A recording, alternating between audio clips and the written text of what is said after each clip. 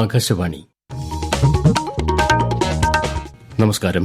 പ്രാദേശിക വാർത്തകൾ വായിക്കുന്നത് തുളസീദാസ് പരമേശ്വരൻ.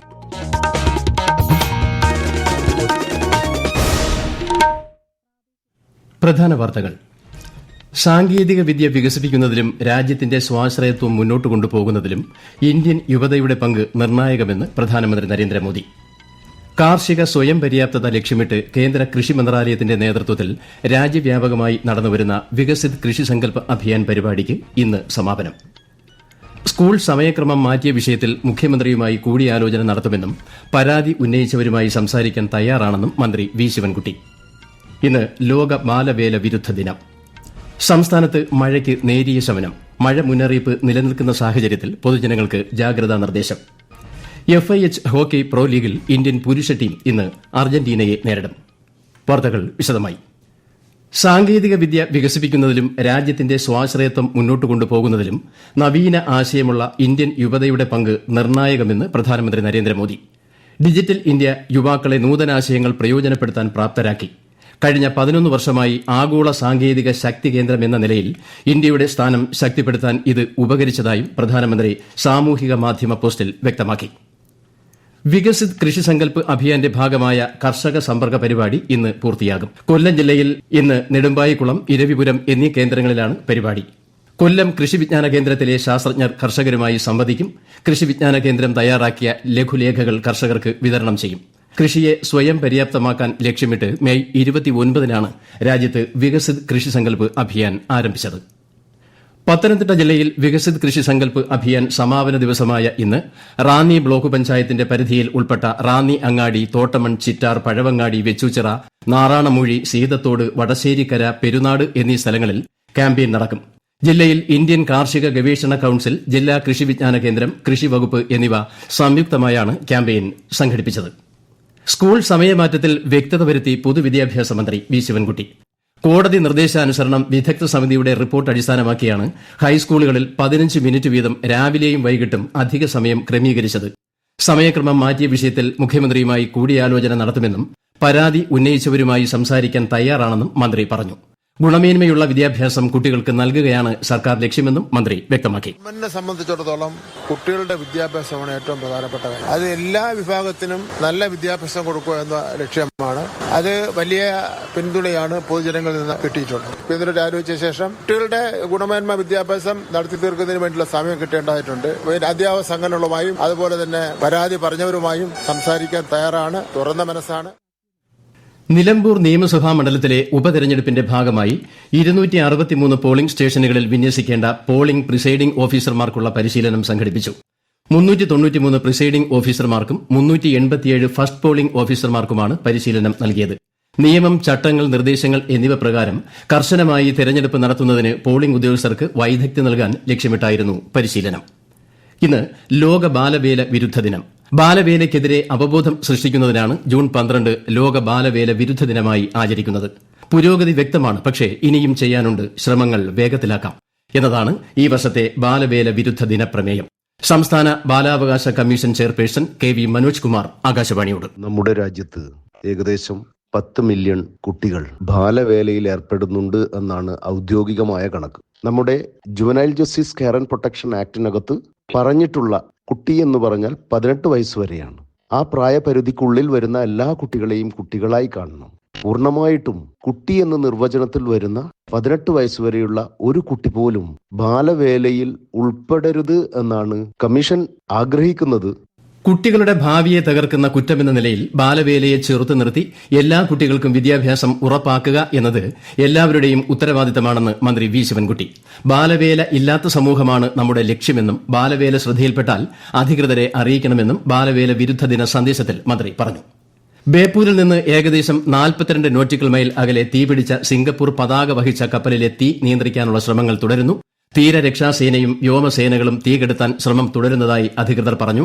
ട്രൈ കെമിക്കൽ എക്സ്റ്റിംഗ്വിഷറുകൾ വിതറി തീകെടുത്താനുള്ള ശ്രമം ആരംഭിച്ചു. ഈ വാർത്തകൾ ആകാശവാണിയിൽ നിന്ന്. ആകാശവാണി വാർത്തകളും വാർത്താ അധിഷ്ഠിത പരിപാടികളും All India Radio News Thiruvananthapuram YouTube ചാനലിലും at All India Radio News Thiruvananthapuram Facebook പേജിലും AIR ന്യൂസ് തിരുവനന്തപുരം ഇൻസ്റ്റഗ്രാം അക്കൌണ്ടിലും at AIR news TVM X ഹാൻഡിലും ലഭ്യമാണ്. നെതർലാൻഡ്സിൽ നടക്കുന്ന FIH ഹോക്കി പ്രോ ലീഗിൽ ഇന്ത്യൻ പുരുഷ ടീം ഇന്ന് അർജന്റീനയെ നേരിടും.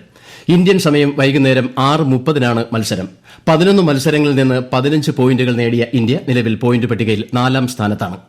ലണ്ടനിലെ ലോർഡ്സിൽ നടക്കുന്ന ICC ലോക ടെസ്റ്റ് ക്രിക്കറ്റ് ചാമ്പ്യൻഷിപ്പ് ഫൈനലിൽ ഒന്നാം ദിവസം കളി നിർത്തുമ്പോൾ ഓസ്ട്രേലിയയ്ക്കെതിരെ ദക്ഷിണാഫ്രിക്ക 4 വിക്കറ്റിന് 43 എന്ന നിലയിൽ.